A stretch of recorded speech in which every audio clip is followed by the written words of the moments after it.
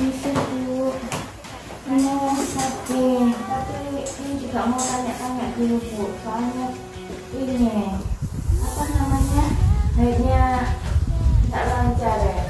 Ya memang dulu kaget, berapa 1 bulan ya Mbak ya? 1 bulan. Kayaknya nggak lancar. Iya, terakhir itu nggak lancar. Terus gimana ini rencananya mau konsultasi alat kontrasepsi yang lain dulu ya? Mau tanya-tanya, barangkali nanti ada yang cocok dulu ya. Berarti sekarang belum suntik dulu ya? Belum suntik dulu ya, nanti kalau bagusnya gimana makanya konsultasi dulu. Oh iya. Baiklah, kalau misalnya nanti ada alat kontrasepsi yang lain yang lebih cocok dan yang lebih baik, berarti kan mau pindah kan? Iya. Seperti itu. Oke, sekarang kita kesepakatan dulu nanti gini.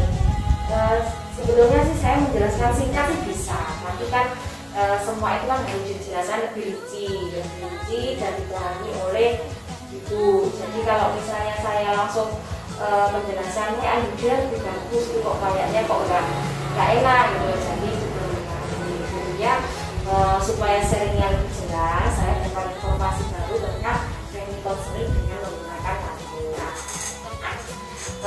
Sampai hari Bu kita ngobrol dulu ya.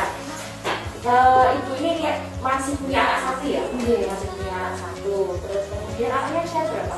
Usia 2 tahun. Berarti nanti karena kan masih ingin punya anak ya? Nah, jadi Bu, pelan-pelan aja. Sebelum nanti saya jelaskan macam-macam alat kontrasepsi, saya mau tanya-tanya dulu terkait dengan pemahaman atau informasi hal-hal yang harus dipahami sebelum memakai alat kontrasepsi ya. Kemudian yang mau saya jelaskan mulai dari karena ibu tadi sudah menggunakan alat kontrasepsi suntik ya, suntik 1 bulan, kemudian ada keluhan haid yang tidak lancar, sehingga ibu minta konseling beberapa macam alat kontrasepsi. Sebelum saya menjelaskan alat kontrasepsi, saya akan menjelaskan tentang waktu dan jarak kehamilan yang sehat. Jadi perlukan dengan pahami waktu dan jarak yang aman untuk kehamilan yang sehat itu adalah setelah melahirkan setidaknya ibu menunggu 2 tahunan sebelum mencoba hamil kembali. Jadi ibu tak boleh hamil dulu kalau anaknya yang sekarang belum usia 2 tahun. Tapi sekarang sudah 2 tahun ya, sudah 2 tahun.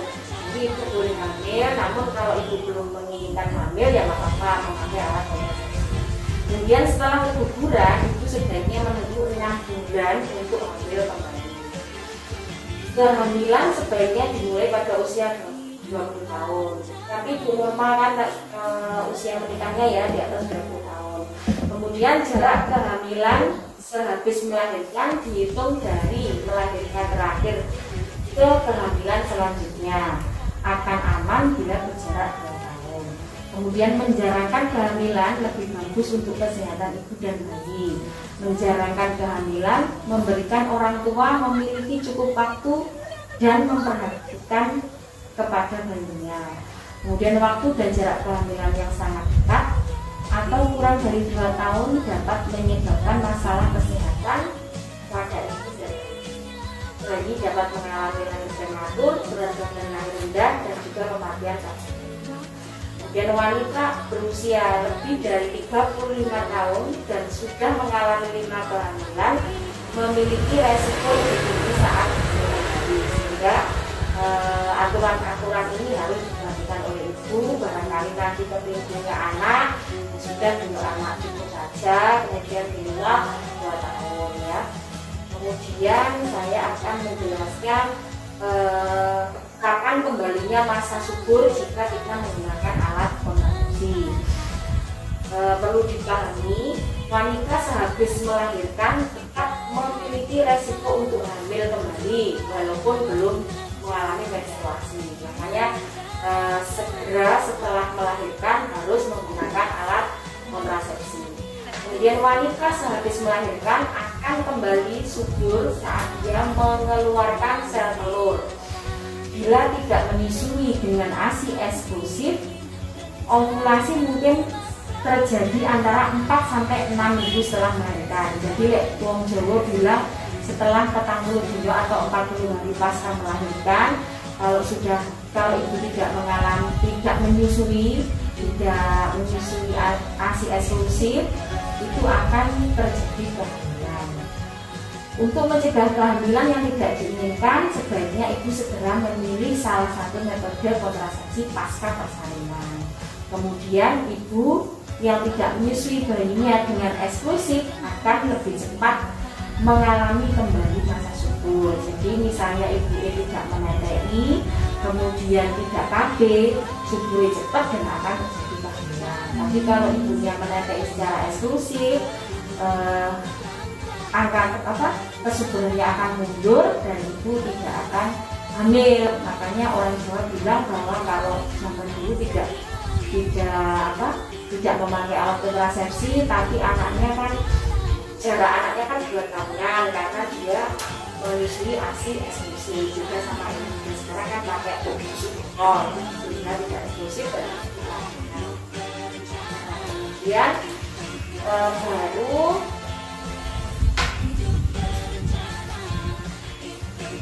karena ibu tadi kan anaknya sudah 2 tahun, kemudian sudah tidak menete'i, otomatis kan saya tidak menjelaskan alat kontrasepsi pasca persalinan. Yang saya akan jelaskan adalah macam-macam alat kontrasepsi. Jadi bisa diulangi Bu, kalau misalnya waktu jarak kehamilan tadi harusnya minimal 2 tahun baru punya adik lagi ya. Kemudian untuk kalau misalnya di bawah 2 tahun punya adik lagi, nanti akan kehamilannya lebih tinggi ya. Nah ini Bu, ada beberapa kartu alat kontrasepsi yang panjenengan harus pahami ya. Pertama alat kontrasepsi iklan, kemudian AKDR dan alat kontrasepsi dan lain. Kemudian metode operasi ria, metode operasi wanita, kemudian aminorelatasi, kontrasepsi suntik kombinasi, kemudian rekombinasi, suntik 3 bulan, kemudian teori dan kontrasepsi. Ini sama ini yang ya. Nah, jadi sekian banyak kontrasepsi yang ibu sudah gunakan saat ini. Tadi kan suntik 1 bulan ya, suntik 1 bulan karena ibu sudah pernah saya jelaskan terkait dengan suntik 1 bulan. Berarti kartu ini saya sisihkan dulu ya. Kemudian sebelum suntik 1 bulan, ibu pernah kunjungan pakai suntik 3 bulan ya? Iya, tapi akhirnya tidak bisa haid, kemudian baru 1 bulan ya. Ini sudah pernah saya sisihkan dulu. Terus kemudian yang pernah ibu gunakan sekian banyak alat kontrasepsi yang mana? Yang ini. Pernah ya? Karena sering lupa jadinya suntik. Berarti saya ambil dulu ya. Kemudian kondom, apakah bapaknya pernah memakai kondom? Pernah. Kemudian ibu tadi kan sudah pernah, tidak menete'i ya, memangnya sudah besar, sehingga metode aminorelaktasi saya ambil gitu.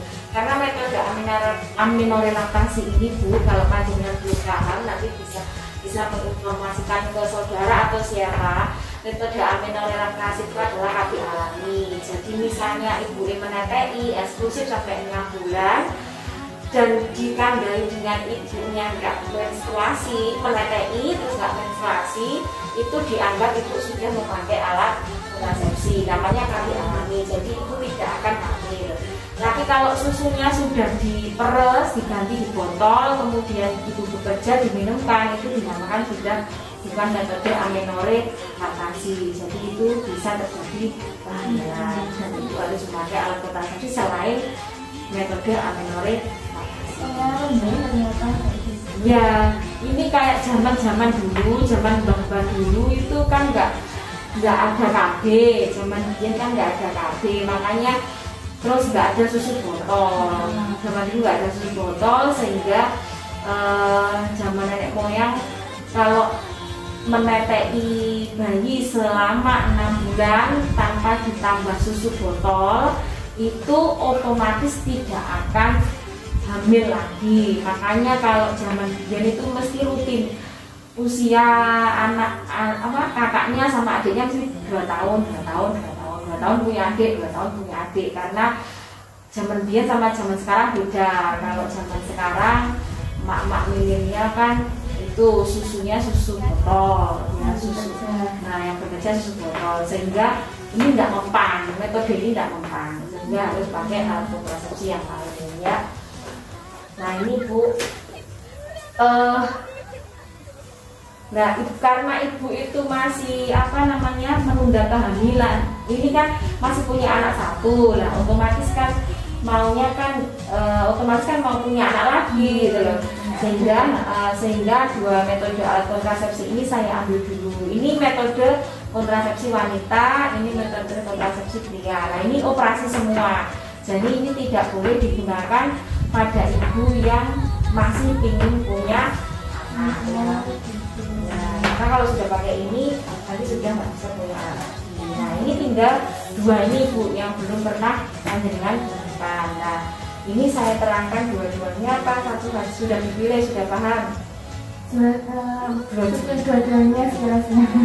Intinya ini kan ada implan, ada AKDR. AKDR itu yang dulu itu dibilang IUD zaman dulu. IUD berbentuk T. Kalau zaman dulu berbentuk spiral ya, sekarang cover T, bentuknya T. Nah kemudian yang ini implan ini hormon ya, implan ini hormon. Saya jelaskan satu-satu. Kalau bahasa Inggris namanya IUD, intrauterine device. Jadi kalau bahasa Indonesianya AKDR, alat kontrasepsi dalam rahim. Nah ini efektivitasnya adalah 99%, jadi sangat efektif. Pada tahun pertama, intinya 99% itu artinya adalah pemakaian tahun pertama kurang dari 1 kehamilan terjadi pada 100 wanita. Jadi pada 100 wanita itu kegagalannya kayak 1 kalau menggunakan alat kontrasepsi IUD. Nah kemudian AKDR ini merupakan alat kecil, fleksibel, terbuat dari plastik dan dari tembaga. Jadi ini yang gambarnya, yang ini plastik, kemudian ada lilitan tembaga, ini tembaga. Kemudian efektivitasnya ini bisa melindungi dari kehamilan selama 10 tahun. Jadi ibunya nggak perlu bolak-balik disuntik selama 10 tahun, sudah cukup dengan menggunakan IUD atau AKDR. Nah kemudian metode ini aman dan efektif untuk hampir semua perempuan karena tidak mengandung hormon, karena digunakan oleh ibu yang menyusui. Jadi ibu menyusui itu sudah boleh menggunakan alat kontrasepsi IUD karena ini bukan hormon. Kemudian dapat digunakan segera setelah melahirkan atau sebelum bulan. Kemudian efek sampingnya adalah kadang haidnya lama, apalagi ibu dari KB suntik, kemudian tidak IUD itu biasanya haidnya duluannya. Kemudian sedikit kram atau nyeri pada saat haid, jadi nyeri haid pada saat pemasangan pertama toh. Efek sampingnya, tapi nggak semua individu mengalami hal yang sama, tapi biasanya terjadi seperti itu, tapi bukan berarti di panjenengan nanti juga mengalami hal yang sama. Terus tadi kan nggak mungkin kalau ibu 10 tahun lagi punya anak, kan nggak mungkin, pastinya 5 tahun lagi kan kepingin punya anak. Nah IUD ini bisa dilepas. Jadi misalnya ini kan efektivitasnya kali kan 10 tahun. Barangkali nanti panjenengan pengen merencanakan punya anak kembali selama 5 tahun, IUD-nya dilepas. Nah kemudian kalau implan ini adalah hormon. Jadi ini disusuk, isinya 2 batang, disusuk di lengannya ibu, di lengan kiri ibu. Atau kalau kita tidak kidal itu di kiri, tapi kalau kidal yang sering melakukan aktivitas tangan kaki kiri berarti dipasang di tangan kanan ya. Kalau yang normal sih di tangan kiri. Kemudian implan ini adalah alat kalau orang masyarakat bilangnya bukan implan tapi susuk KB ya, susuk KB. Tipenya ada dua, ada yang satu batang, ada yang dua batang. Jadi ada yang mek satu yang dimasukkan, ada dua yang dimasukkan. Kemudian efektivitasnya sama seperti ini, alat pengeras di dalam rahim. Dari 100 wanita yang terjadi hanya satu kehamilan, kegagalannya hanya satu. Nah, kemudian implan ini adalah kapsul batang yang kecil dipasang di bawah kulit. Jadi nanti ibu bisa meraba sendiri di kulitnya. Oh, itu ono implannya jumlahnya dua itu ada. Kemudian melindungi jangka panjang terhadap kehamilan selama 3-4 tahun. Jadi ya, implan itu cuma jangka waktunya 3-4 tahun. 4 tahun juga harus dilepas. Kemudian aman untuk ibu menyusui, dapat digunakan setelah melahirkan juga. Efek sampingnya dapat menyebabkan perubahan haid karena ini hormon, jadi sama efek sampingnya seperti suntik, jadi tetap ada gangguan haid. Kemudian ada sedikit nyeri kepala atau nyeri perut atau bahkan nyeri payudara. Namun itu tidak selalu pada tiap-tiap individu, tidak mesti sama ya. Jadi intinya ini hampir sama seperti KB suntik, cuma lebih efektif ini daripada suntik. Jadi intinya kalau panjenengan nanti yang bukan hormon dari ini, yang hormon dari ini, tapi ini lebih baik daripada sekarang. Kira-kira ada yang perlu ditanyakan?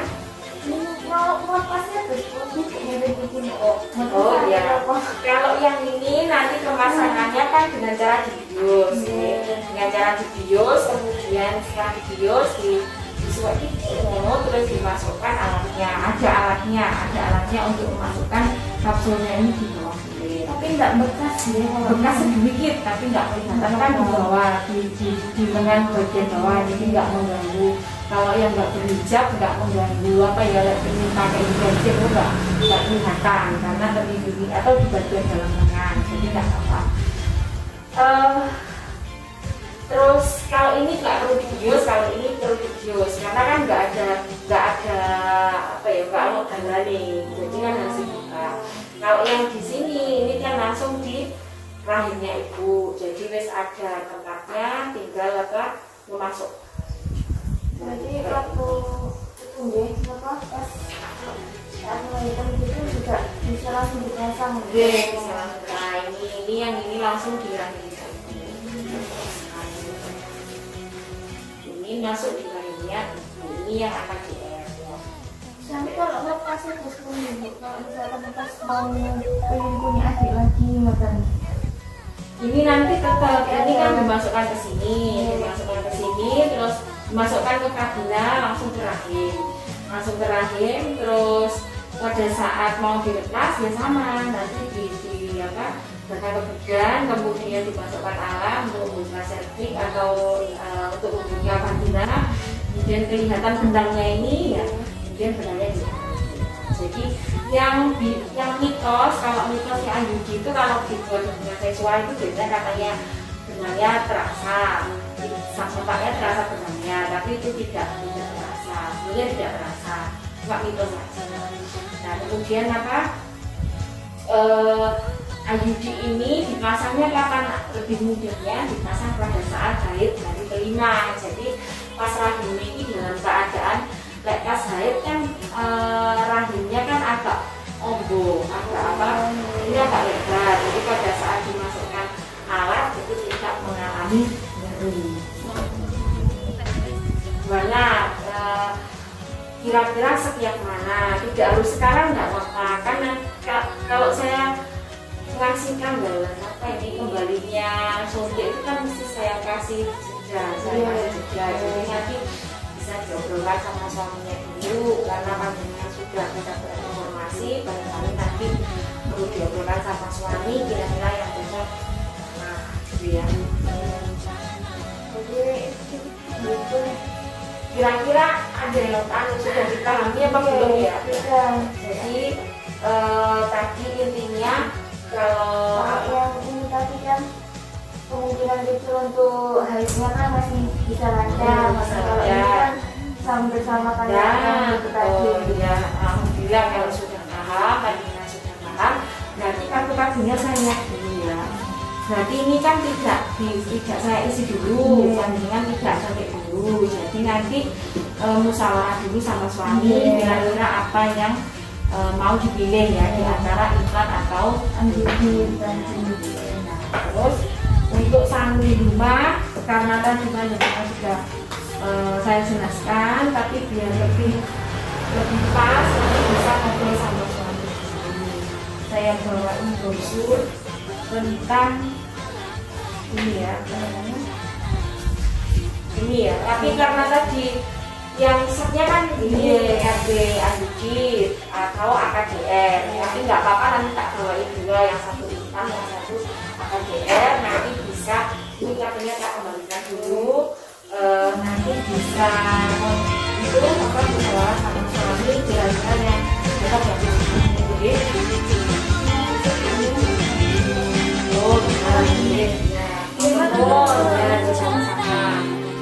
Berencana itu keren.